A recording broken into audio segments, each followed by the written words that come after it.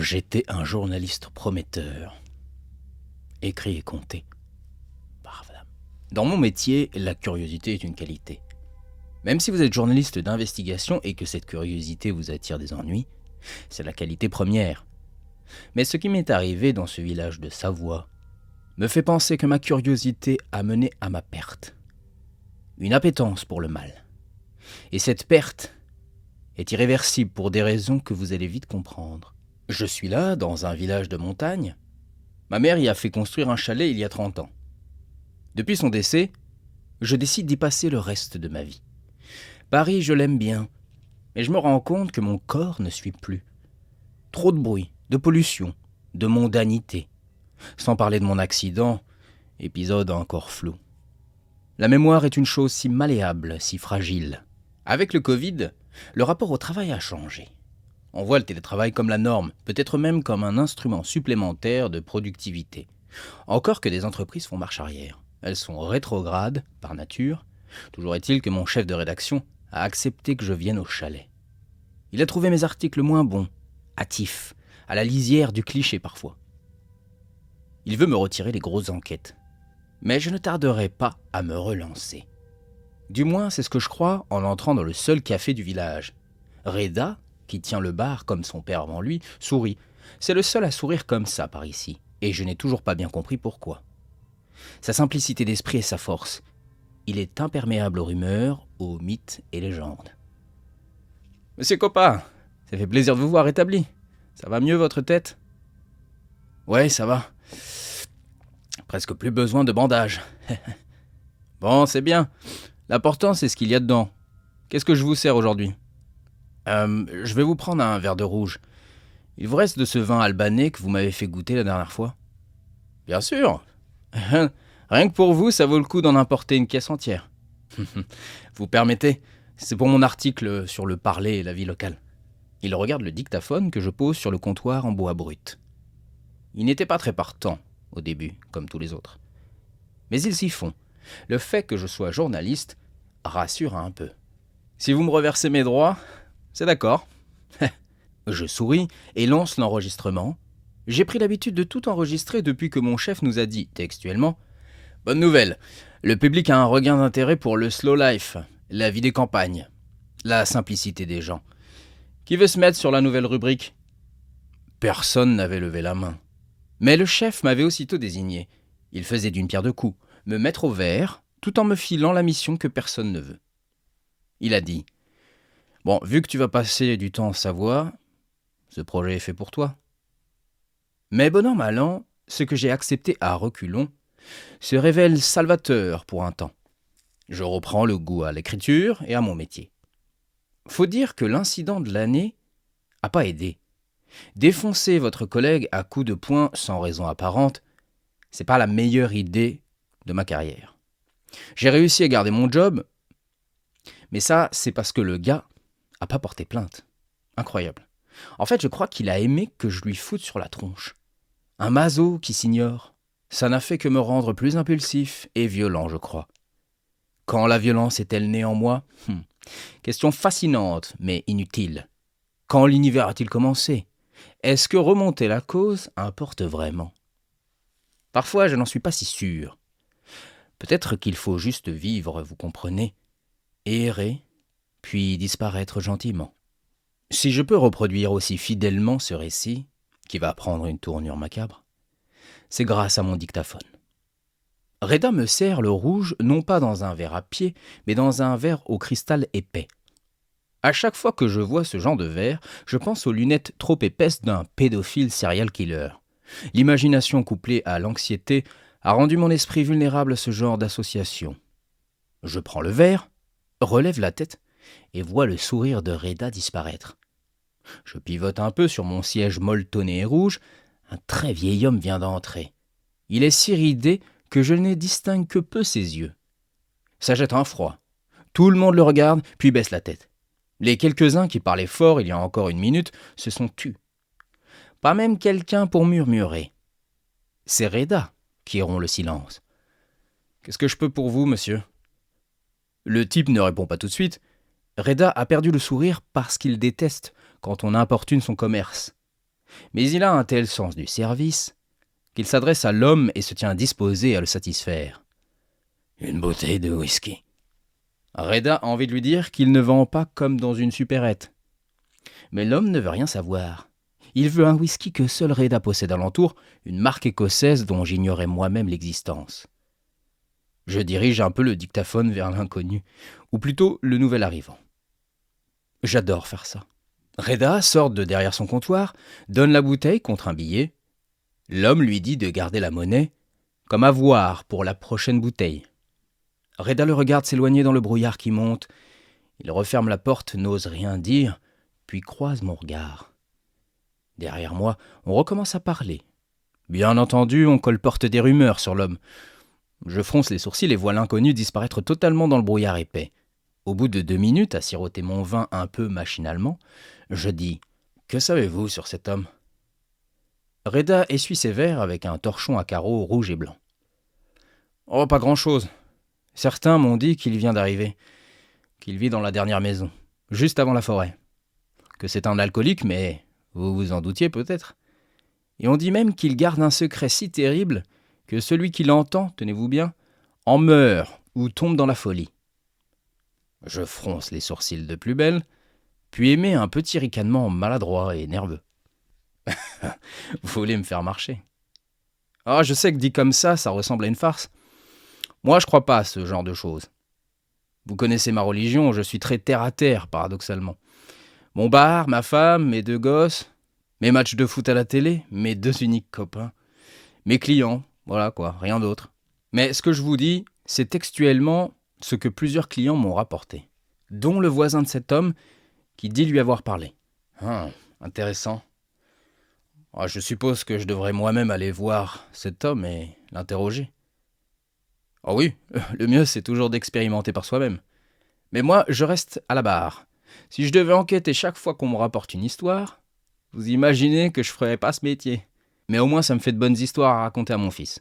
Il adore les histoires étranges. Il dit que je devrais ouvrir une chaîne YouTube, le drôle. Comme si j'avais le temps. Ah, les gosses de nos jours. Faut toujours qu'il y ait un réseau social en jeu. Incroyable, comme s'ils savaient pas quoi faire d'autre. Ridicule. Et moi donc, j'adore les histoires. Et j'adore les réseaux sociaux. En fait, je suis journaliste, mais sans les réseaux sociaux, je ne sers à rien. Je suis d'une nature curieuse aussi. J'aime profiler les gens. Oui, ça j'adore. Et vous savez comment je le fais? Eh ben, à travers les réseaux sociaux. Mais bon, ne parlons pas de moi, je n'aime pas trop ça. Combien je vous dois? 1,20 €. La prochaine fois, je vous fais goûter un fromage qui se marie bien avec le vin. C'est mon cousin qui le fait. Il vient de se lancer, alors je lui fais un peu de promo. Bien volontiers. Rien de tel que de soutenir les petits commerces. Allez, à demain. Merci Reda. Sans vous, ce patelin serait déjà mort. Je ressors, mon dictaphone dans la poche intérieure de mon long manteau. Je me rends compte que je ne suis pas vraiment équipé pour ce climat. Il faut que je change de style vestimentaire et de toute urgence. Ce sera le matériel arctique dont j'aurai besoin. Fini l'apparat du dandy. D'ailleurs, je suis en train de perdre mon phrasé, et cette manie que j'avais de croiser les jambes, à en perdre mes parties génitales, qui, soyons honnêtes, ne me servent à rien depuis pas mal de temps. Je suis enraciné dans mon métier, sans femme, sans enfant. La suite m'a prouvé que c'était une bonne chose. Tant qu'à sombrer dans les flammes des enfers, autant y aller tout seul. Je toque 5 coups secs à la porte de l'homme mystérieux. J'en ai mal aux doigts, à cause du froid, mais aussi du bois si robuste. Ça fait des semaines que je n'écoute plus Boogie Chillin' de John Lee Hooker. Ça paraît être un détail, mais Spotify m'a envoyé un email fin décembre disant que j'avais écouté ce morceau tous les jours depuis 456 jours, sans exception. Et je me demande si, sous couvert d'une terrible affliction obsessionnelle, ce n'était pas bon signe. Boogie Chillin' est une excellente façon de célébrer la vie et de commencer sa journée, selon moi. Mais depuis l'accident, cette musique m'insupporte. J'ai presque envie de déterrer le vieux bluesman pour le lui dire « Salopard, va. » Je reviens à moi. J'ai l'impression que les motifs du bois de la porte forment un visage allongé qui souffre terriblement, comme un damné qui brûle aux enfers. Mais ce n'est que mon imagination, encore une fois. Je crois que quelque chose ne va pas en moi, mes amis.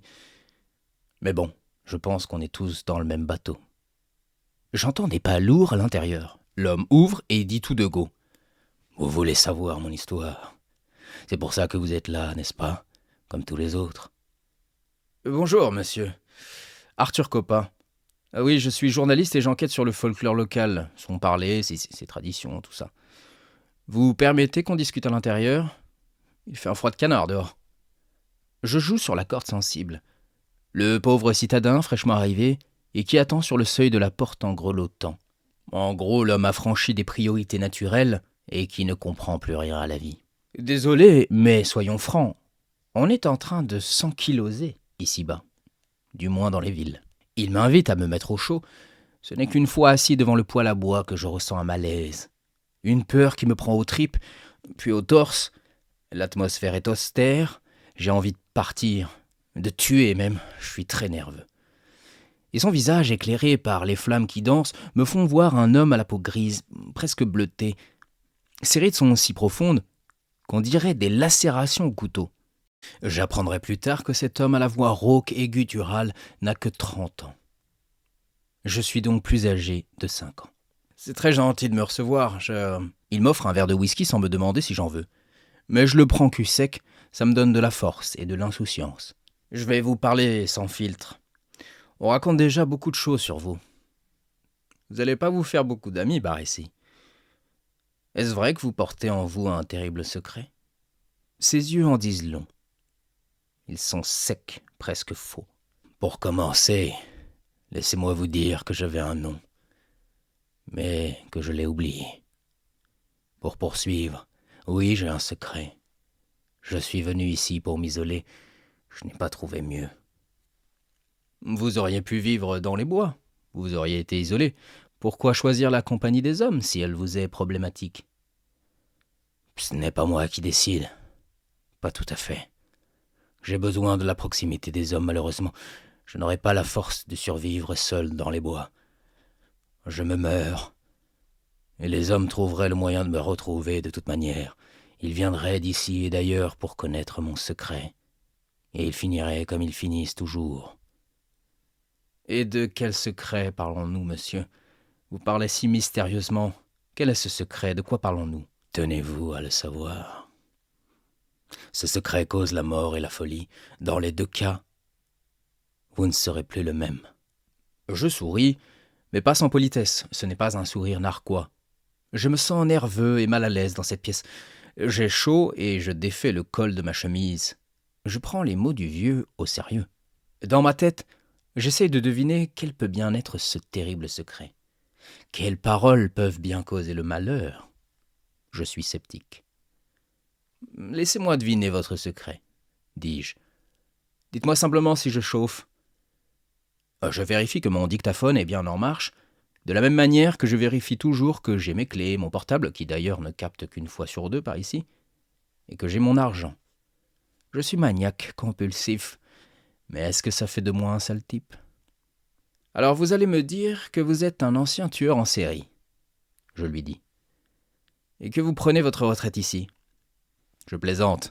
Tout en disant cela, je me trouve 100% ridicule. Non, votre terrible secret est en fait une vérité, comme quoi l'homme n'existe pas. Que c'est une fiction pour masquer un vide sidéral, le vide de la réalité.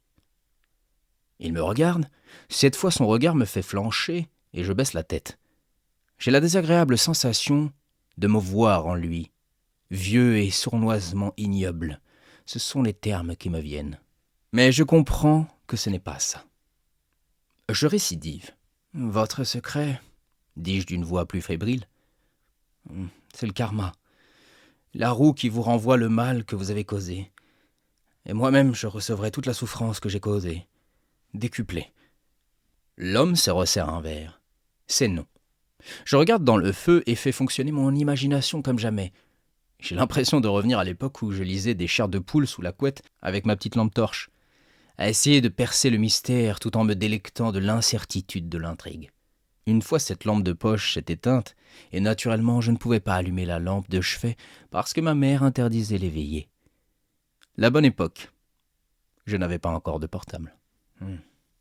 Notre libre arbitre n'existe pas, et nous sommes contrôlés par une entité cosmique démoniaque. Cette fois, il se lève pour aller à la cuisine.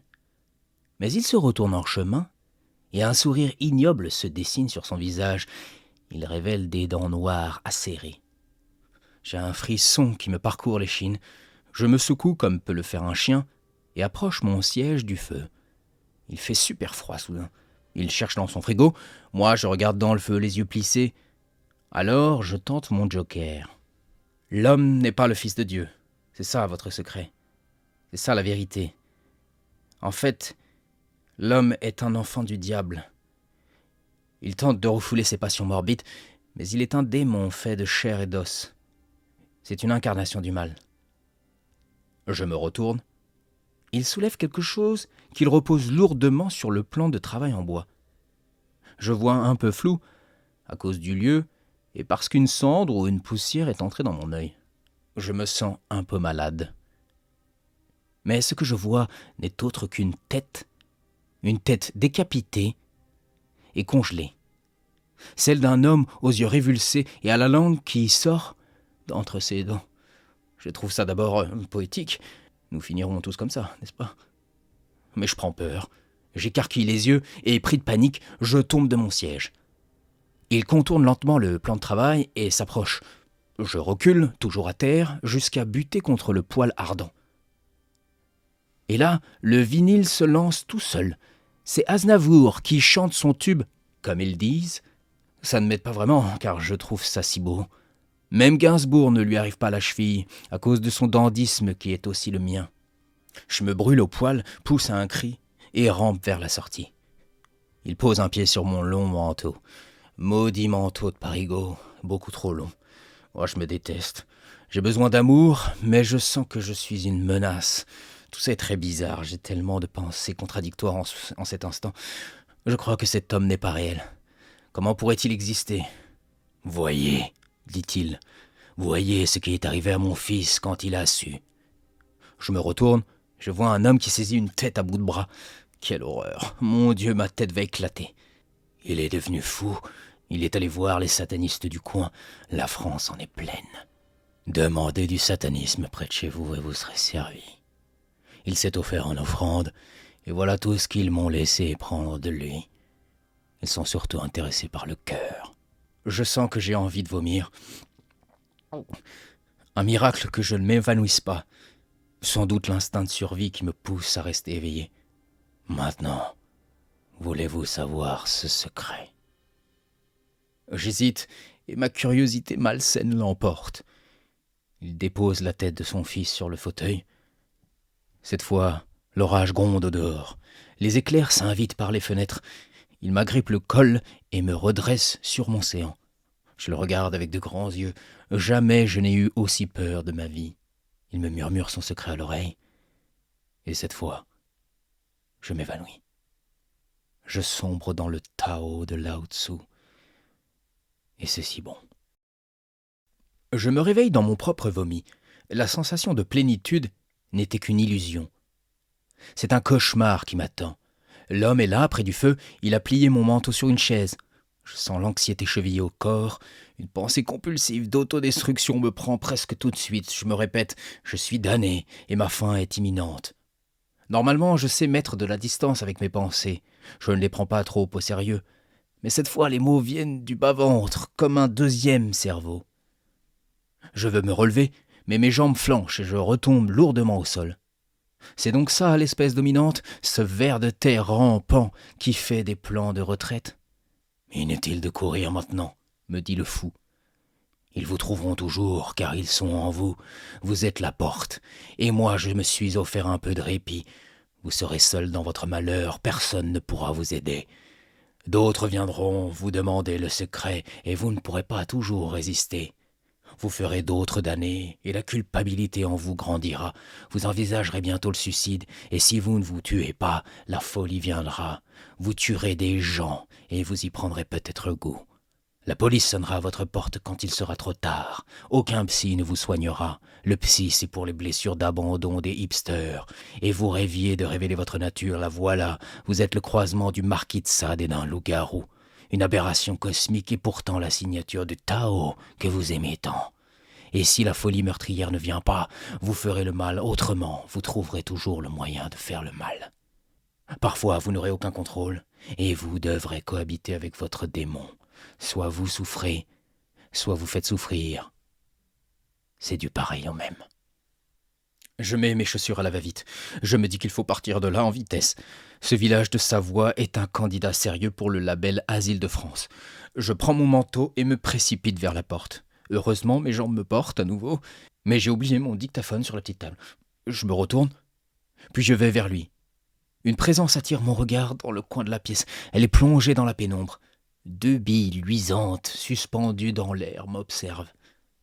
Je mets le dictaphone dans ma poche intérieure, enfile mon manteau, et je fuis. Je ne prends pas la peine de refermer la porte. Direction mon auto, j'ouvre la portière côté passager, je tourne la clé, mais rien. Le moteur ne fait même pas un petit bruit. C'est une vieille coccinelle de merde, mais jusque-là, elle m'a toujours porté où je voulais. J'essaye une deuxième fois, puis de façon frénétique. L'anxiété est si forte que j'ai le poil des bras hérissé. Je me relève, porte mon regard dans le rétroviseur central. Une forme humanoïde aux yeux de chèvre et à la peau rouge écarlate me regarde. J'hurle de peur, sors précipitamment de la voiture et cours dans la rue mouillée et inclinée qui mène au village. Il pleut de la grêle. J'entends la carrosserie de ma voiture prendre cher. Si la grêle pouvait la détruire et l'entité qu'il y a dedans, ça m'arrangerait. Je cours sans me retourner. À travers la vitre du bar, Reda me fait un signe amical, je l'ignore et cours jusqu'à chez moi. Le chalet n'est plus très loin. Dans les rues, personne, le temps est trop mauvais, sauf peut-être pour ce coureur qu'on aperçoit parfois au bar, qui prend une soupe avant de repartir courir dans les montagnes. Et après, on dit que c'est moi le weirdo à la rédaction. Mais il est vrai que ce coureur ne fait pas de mal. Il ne fait que courir. Moi aussi, je vais peut-être me mettre à courir. Et pour toujours. J'arrive devant ma porte. Une belle porte en bois, avec gravé dessus ces lettres « Chalet du Pré Louise ». Je crois me sentir un peu réconforté, home sweet home, mais ce n'est pas le cas. Quand j'entre, il fait horriblement froid. Le froid vous pénètre les os, il se loge dans la poitrine et un grand désespoir me gagne. Je suis trempé, là, dans l'entrée, la porte encore ouverte derrière moi, les bras ballants. La pensée compulsive revient. Tu es damné, condamné à errer sur cette terre. Les enfers ne sont pas sous terre. Les hommes en ont fait leur quotidien, bien en surface. En 50 ans, ils ont tout niqué, alors que la terre est vieille de milliards d'années. Naturellement, j'ai envie de protester, de dire à mon cerveau que c'est du grand n'importe quoi. Mais la porte se referme seule derrière moi. Pac! Elle est robuste, je ne crois pas à un courant d'air. Je sursaute, me retourne, mais je ne vois rien. Ah, super. Un poltergeist. Pourtant, je sens une présence. Je cherche l'interrupteur. Il fait si sombre dehors qu'on se croirait au crépuscule. Le grand lustre du salon grésille, mais finit par s'allumer. Je vais pour faire un feu, quand la cuisine attire mon attention. La cuisine donne sur le salon. Seul un plan de travail les sépare. Et la fenêtre est ouverte. Je ne me rappelle pas l'avoir laissée comme ça. Je m'approche et regarde au dehors. Rien que l'herbe du jardin, mouillée et gagnée par le brouillard. Je referme, jette des regards inquiets ici et là. Je relève la tête. Il est là, perché sur la poutre en bois qui traverse toute la pièce à vivre. Il me regarde de ses yeux fixes et jaunes, sa tête fait un léger mouvement, puis elle tourne à 360 degrés, lentement, et revient à sa place initiale. J'ai envie de crier, mais rien ne sort. J'ai envie de déguerpir, mais je viens de m'uriner dessus. Il fait claquer ses dents très vite. Quelle horreur. J'ai envie de prier la Vierge Marie pour la première fois de ma vie. J'arrive à prononcer ces mots. « Arrêtez, je vous en prie. Qu'est-ce que vous voulez ?» Alors il saute à terre et disparaît de mon champ de vision, caché derrière le plan de travail. Je fais un pas de côté. Au passage, je prends un couteau de cuisine. Mon instinct me pousse au-devant du danger. Je contourne le plan de travail, mais rien. Il vient de disparaître. Pourtant, je reste sur mes gardes. Tout est devenu si hostile. Comment le monde peut-il être si banal avant de basculer dans l'horreur l'instant d'après ? Je m'adosse à un mur, j'ai une bonne vue de la pièce. Je regarde l'escalier qui mène à l'étage du bas et aux chambres. Tout en bas, il y a la cave avec le vin. J'ai beau aimer le vin, je ne suis pas sûr d'avoir le courage d'aller chercher une bouteille. Les minutes s'écoulent. J'attends encore, si longtemps que la nuit tombe. Je n'ose pas allumer le feu, ni même me changer. J'ai le pantalon souillé. C'est là que je me suis demandé si je devenais fou. L'homme avait dit que le secret rendait fou. Mes peurs d'enfance remontent. Je revois mon père frapper ma mère et disparaître dans la nuit et le cosmos. Si vous avez des gosses, un conseil de fou, pensez à eux, ménagez-les. Ils y sont pour rien si vous faites plus l'amour à votre femme depuis des mois. Enfin bref, bien un moment où j'ai froid. Le couteau dans la main gauche, je prends un peu de journal de la droite. J'en fais des boulettes de papier que j'envoie dans la cheminée, sans toutefois perdre de vue le salon. Je crois qu'il est revenu. Je sens sa présence dans mes tripes. Il doit m'observer tapis dans l'obscurité qu'il a vu naître. Sa tête est un immondisme, terme qui n'existe pas, mais approprié pour une chose dont j'ignorais l'existence, une répugnance qui rend la compagnie des cafards charmante en comparaison. Rouge écarlate est sa peau, venimeuse, ses yeux semblent prêts à bondir pour vous transpercer les tripes et vous laisser là, agonisant, les tripes à l'air. Une sorcière viendra lire l'avenir dans vos intestins juste avant que les vautours se ruent dessus comme des enfants à un banquet de bonbons et de chocolat. Tout ça me dégoûte. J'envoie quelques pommes de pin et du petit bois. L'allume-gaz est une bénédiction. Il allume le tout et ça prend tout de suite. J'ai l'air d'un fou, accroupi avec mon couteau, à scruter la pièce comme si tout était un danger. Je sens m'en écouler. Une goutte rouge tombe au sol, suivie d'un filet généreux. Je saigne. Je pose simplement ma manche dessus. Le frigo a une drôle d'odeur. Il apparaît dans le reflet du couteau. La lame me laisse voir son visage insupportable. Je regarde autour, avant de comprendre que ce n'est pas son reflet. Il est dans le couteau. Il est le couteau. Je lâche l'objet qui tombe bruyamment au sol. Cling! Et une silhouette sinueuse en sort. Il est là, devant moi, qui prend forme. J'ai l'impression de ne plus rien entendre. Mon cœur va s'arrêter tellement il frappe fort dans ma poitrine. Je pose une main dessus. J'arrive plus à respirer. Ça brûle. Mon torse brûle. Je m'évanouis à même le salon. Quand je reprends connaissance, il fait jour. Je ne sais plus quel jour on est, ni même quelle saison. J'ai complètement perdu la notion du temps. Mais j'aime bien ça. C'est la seule chose agréable qu'il me reste. Je vais à la salle de bain, je suis consterné par le visage que je vois dans le miroir. Je ne me reconnais pas, je suis blême, mes cernes sont violettes, j'ai des rides profondes au front, mes yeux sont injectés de sang. Mais je ne m'y attarde pas. Ma chemise est imbibée de sang, je la déboutonne et constate avec horreur des inscriptions à même mon torse. Il y a du pu. Il faut que je soigne la plaie. Ce que je peux lire, c'est « Donner secret. Reda ». Je m'assois sur la cuvette des toilettes. Ma douleur est trop forte. Il faut que je voie un médecin, soigner la plaie, mais aussi ma tête, ça va plus du tout. Dormir à nouveau, bien dormir. Mais à peine ai-je pensé à cela que la douleur me prend comme si on remuait un doigt dans les stigmates. « D'accord, » que je dis. « Je vais donner le secret à Reda. » Je mets un peu d'alcool sur une gaze que j'applique sur mon torse. Je sue du front, je pleure, je manque de tourner de l'œil. Mais je tiens. Je veux en finir. Je me dis que si je donne le secret à un autre, il me donnera un peu de répit. Mais il faudra que je fasse appel à un exorciste. Quelqu'un de l'église, de compétent, doit bien pouvoir m'aider. À moins que ce ne soit que dans les films. Me voilà en chemin. J'ai pris la peine de changer de caleçon et de pantalon. Mais quand j'entre, tout le monde au bar me regarde d'un air étrange. « Vous êtes sûr que ça va, monsieur Copa ?» dit Reda. « J'aime pas dire ça comme ça, mais vous avez vraiment une sale mine. Vous voulez un peu d'eau ?» Je dis oui de la tête. Dans le fond de la salle, je le vois. Le vieux ridé qui m'a donné son secret, son maudit secret. Il sirote un verre, il a l'air moins ridé d'ailleurs. Il a pris des couleurs. Sa peau n'est plus grisée bleutée. Elle est très blanche, mais d'un ton encore normal. Personne ne semble prêter attention à lui, comme si on ne le voyait pas, ou qu'il faisait partie des habitués. Reda me sert un grand verre d'eau. « Je vous fais un café noir aussi ?» Je dis oui de la tête à nouveau, sans réfléchir.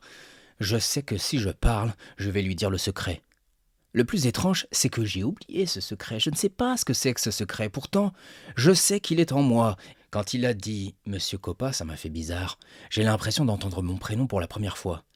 Et mon métier de journaliste, tout comme ma vie mondaine à Paris, me semble si loin, comme une vie antérieure et oubliée. Et voilà, dit-il en déposant une tasse avec un spéculoos. Il est si sympa. Ça va vous requinquer. J'ai quelque chose à vous dire, Reda. Il s'approche, puis se penche en voyant que je veux lui murmurer à l'oreille. Je me vois dans le miroir qui est derrière lui. Le malin m'observe au dehors. Sa présence m'est devenue un peu supportable. Personne ne semble le voir. Reda se redresse.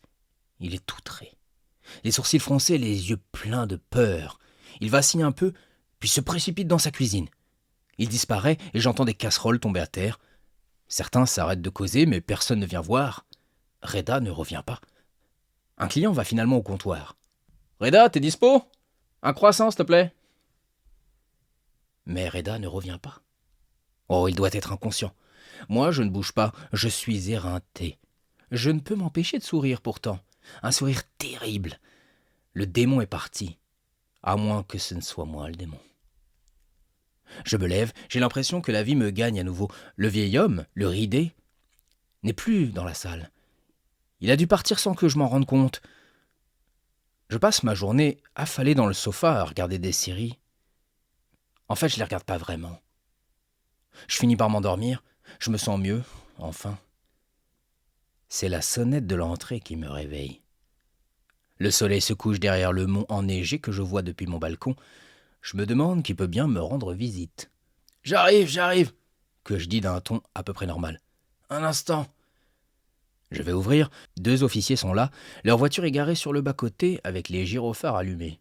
« Monsieur Copin ?»« Oui, c'est moi. »« Tout va bien pour vous ?»« Oui, ça va. Une nuit un peu agitée, mais je vais mieux. Que se passe-t-il ?»« Votre amie Elisa et d'autres personnes essayent de vous joindre sans succès. Votre employeur n'a plus de nouvelles de vous. En gros, tout le monde se fait du souci, pourquoi vous ne répondez pas ?»« Je ne sais pas quoi dire. Je vais bien. » Les policiers me regardent d'un air très perplexe. L'un d'eux rétracte les lèvres. Il connaît son métier. On ne la lui fait pas. Vous permettez qu'on discute à l'intérieur ? Oui, je vous en prie. Allez-y. Je les laisse passer. Mon dictaphone est toujours en marche, toujours sur moi. J'en ai pris l'habitude. C'est une vraie addiction que je ne cherche même pas à guérir. J'ai un peu l'impression d'être un pervers, mais j'aime ça. Oui, en fait, à ce stade, autant le dire, ça va vraiment pas bien dans ma tête. L'un des deux regarde la pièce, tandis que l'autre m'interroge. Comme je vous disais, pas mal de monde se fait du souci, monsieur Coppa. J'aimerais comprendre pourquoi vous ne décrochez pas votre téléphone. Oh, je suis très occupé par mon travail, monsieur. Votre employeur n'a plus de nouvelles de vous. De quel travail parlez-vous ? Oh, je suis à mon compte, maintenant. Et c'est vrai que je fais une détox de portable. D'ailleurs, je ne sais pas où il est. Sans doute quelque part dans le chalet. J'ai fait quelque chose de mal ? Oh, a priori non. Quelques rumeurs circulent sur vous au village. On vous aime pas beaucoup, soyons honnêtes. Ah, je vois, ça y est. Je suis catalogué comme le vieux ridé qui vit près du bois. Je vous demande pardon ? Le vieux ridé, celui qui ne sait même plus son nom. De quelle maison parlons-nous ? De celle qui est attenante au bois. Vous voulez parler de la maison de pierre, en ruine ? En ruine ? Comment ça, en ruine ? Ça fait 30 ans qu'elle est en ruine, monsieur Coppa. De quoi parlez-vous ? Je ne sais pas quoi dire. Son acolyte revient, il a la mine grave. Il va vers le frigo, il ouvre et reste de marbre, planté devant. Il dégaine soudain son arme et me prend en joue. Son collègue fait de même. « Qu'est-ce qui se passe, Marc ?» Son copain ne répond pas tout de suite, il a l'air pas bien. « Il y a une tête dans le frigo. »« Quoi ? » ?»« Il y a une tête dans le frigo, je te dis. Vous mettez vos mains en l'air. » Je m'exécute, les sourcils levés, dans l'incompréhension. Comment ça, une tête dans mon frigo ? Je laisse le policier le plus proche me menotter les mains dans le dos. Je n'expose aucune résistance. « Je ne comprends pas, » dis-je. « Que se passe-t-il » Et il me pousse assez violemment vers le frigo pour qu'on aille voir.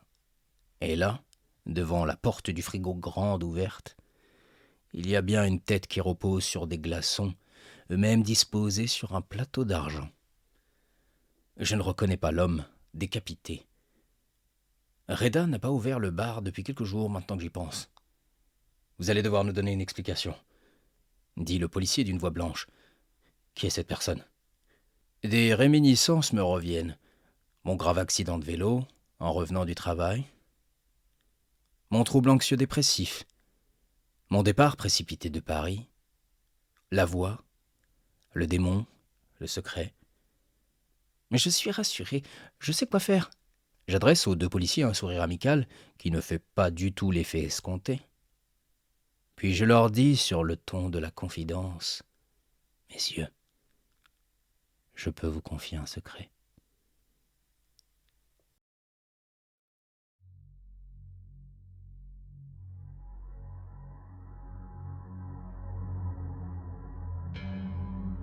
Fin.